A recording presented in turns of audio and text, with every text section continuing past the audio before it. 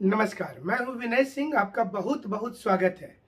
दीपावली की शुभकामनाएं आप सभी लोगों को, और सरकार भी ट्वीट करके दीपावली की शुभकामनाएं आप सभी लोगों को दे दी है। हम आज बात करेंगे आपके साथ में कि क्या शुभकामनाएं संदेश से रोजगार वाला जो सरकार का चक्र है वो पूरा हो जाएगा, और इसके साथ साथ बताएंगे कि झारखंड में युवा रोजगार मेले में तो बड़ी संख्या में आ रहे हैं, चिट्ठी भी बांटी जा रही है। खुद मुख्यमंत्री ने ट्वीट किया, उसका पूरा सच बताएंगे। और इसके साथ साथ जेटेट वाले का आंदोलन चल रहा है कि पहले आप परीक्षा ले लीजिए, उसके बाद बहाली प्रक्रिया शुरू कीजिए। जिनकी बहाली रुकी हुई है उनको लगता है कि कम से कम बहाली तो शुरू हो जाए। सीटेट वाले आंदोलन कर रहे हैं कि कम से कम उनको मान्यता तो दे दीजिए झारखंड में। वहीं दूसरी ओर दरोगा के अभ्यर्थी और जेएसएससी से जुड़े हुए तमाम अभ्यर्थी इसी आस में बैठे हैं कि उनको 5 से 7 वर्ष की उम्र सीमा में छूट मिल जाएगी।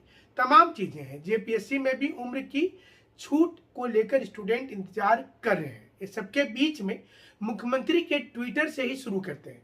उनके ट्विटर हैंडल से 2-3 चीजें सुर्खियों में है। पहला, मुख्यमंत्री ने स्वयं से माना कि इस समय भारी संख्या में बेरोजगार है। अगर बेरोजगार नहीं होते तो 3-4 दिनों के कार्यक्रम के पहले चरण में भला 20,30,000 स्टूडेंट अपना रोजगार के लिए मुख्यमंत्री कैंप में क्यों आते। अंदाजा कर लीजिए कि एक पर्टिकुलर इलाके में अगर राज्य के 20 लाख युवा बेरोजगार पहुंच जाते हैं तो ये चिंता का विषय बन जाता है।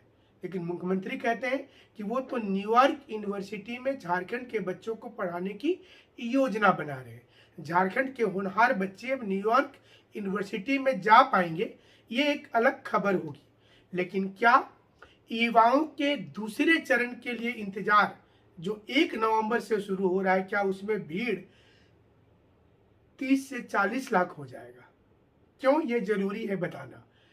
नौकरी चाहिए या रोजगार चाहिए? रोजगार का मतलब आप स्वरोजगार भी चुन सकते हैं, टेंट का काम कर सकते हैं, अथवा मुर्गी पालन भी केंद्र खोल सकते हैं। ये भी एक प्रकार का रोजगार होता है जो इन दिनों रोजगार बढ़ाओ के तहत केंद्र सरकार हो, बिहार की सरकार हो और झारखंड की सरकार हो, इन्होंने पूरा का पूरा सामने कर दिया है। हालांकि लापरवाही की बात करें तो बंगाल से लेकर मध्य प्रदेश तक स्टूडेंट का हंगामा, स्टूडेंट का अनशन और स्टूडेंट की हड़ताल जारी है।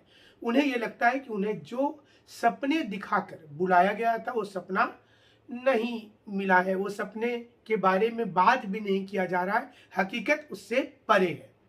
ऐसे में भला रघुवर दास और बाबूलाल मरांडी चुप कहाँ रहने वाले हैं?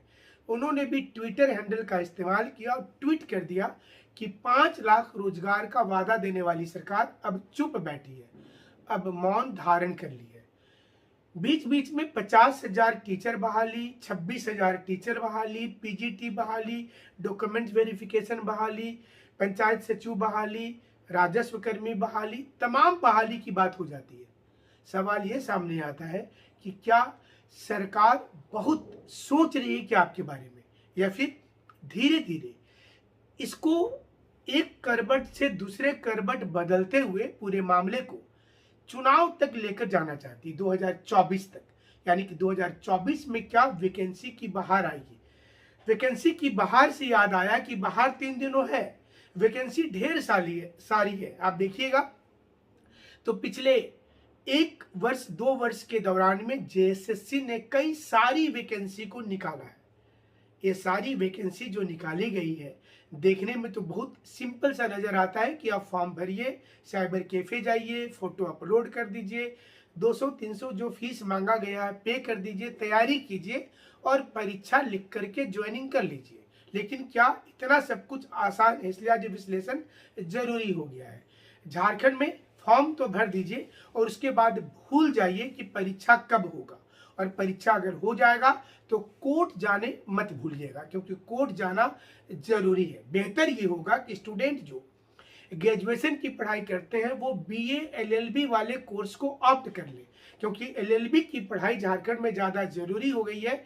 कई ऐसे इस समय में होनहार वकील हैं जो जेपीएससी से छट गए थे और केस मुकदमे में इतना उलझे कि आज वो नामी गिरामी वकील बन गए। कारण साफ है कि एलएलबी की पढ़ाई झारखंड में लगता है जरूरी हो गई है, क्योंकि यहाँ पर नौकरी से ज़्यादा जरूरी है कोर्ट में मुकदमा लड़ना। यही कारण है कि रिजर्व फैसला रिजर्व रह गया है। स्टूडेंट सिर्फ सरकार की ओर और कोर्ट की ओर प्रतिदिन देखती रहती है। स्टूडेंट ये देखते हैं कि कहीं से कोई ना कोई उनके लिए फेवर में कोई पॉजिटिव न्यूज आ जाएगा। ऐसे में जेटेट वाले का एक आंदोलन शुरू हो गया है। जेटेट अभ्यर्थी संघ ने अलग अलग डिस्ट्रिक्ट में आंदोलन करके सरकार को बता दिया है कि जो 26,000 की बहाली आप करने वाले हैं उसमें पहले जेटेट परीक्षा लेनी पड़ेगी।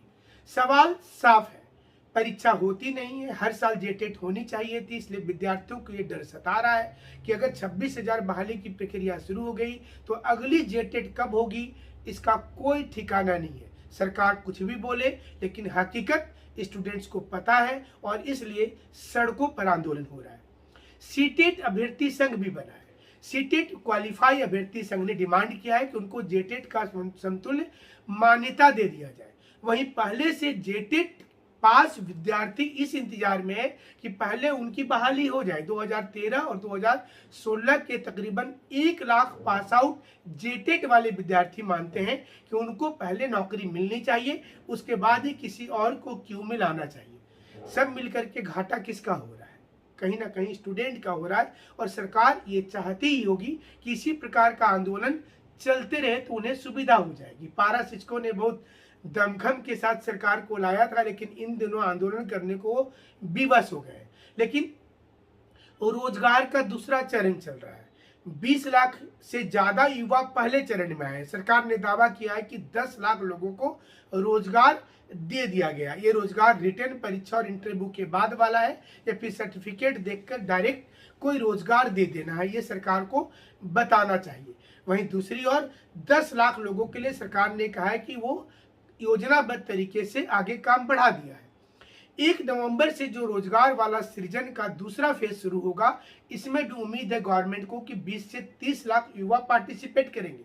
यानी कि सब मिलाकर के अगर देखा जाए तो झारखंड की जनसंख्या का 1/3 जो स्टूडेंट होगा वो इसमें पार्टिसिपेट कर रहा है। क्या ये युवा सिर्फ रोजगार मांगने के लिए वहां जा रहे हैं या फिर सरकार से ये पूछते भी हैं कि जो वैकेंसी उन्होंने भरा है उसका क्या कुछ अभी तक हुआ है? आपको ये विश्लेषण कैसा लगा हमें जरूर से बताइएगा। 11th जेपीएससी को लेकर इस समय में सरकार कोई रोड मैप नहीं बनाई है, यानी कि एज वाले फार्मूले पर सरकार रुकी हुई है। रिजर्वेशन का फार्मूला बहुत हद तक सॉल्व हो गया है। खंडेलवाल कमेटी इसी में उलझी हुई है। और अब अगर आपको लगता होगा कि ऐसे में जेएसएससी सीजीएल के बारे में भी हमें बता देना चाहिए।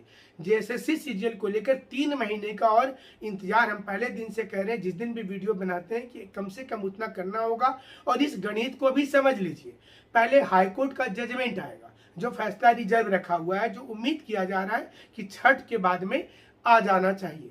छठ के बाद यानी कि महीने की शुरुआत हो जाएगी नवंबर की, और नवंबर महीने में ये जजमेंट आएगा। उसके बाद 15 दिनों की मोहलत मिलेगी फिर से उन वंचित छात्र छात्राओं को फॉर्म भरने का जिन्होंने फॉर्म नहीं भरा था उस समय पुराने नियमावली के चक्कर में, कि जो सर्टिफिकेट वाली सरकार की पॉलिसी थी, और जिन्होंने ऑप्ट किया था रीजनल लैंग्वेज में हिंदी को करना चाहते थे लेकिन नहीं कर पाए, वो किसी और को कर पाए थे।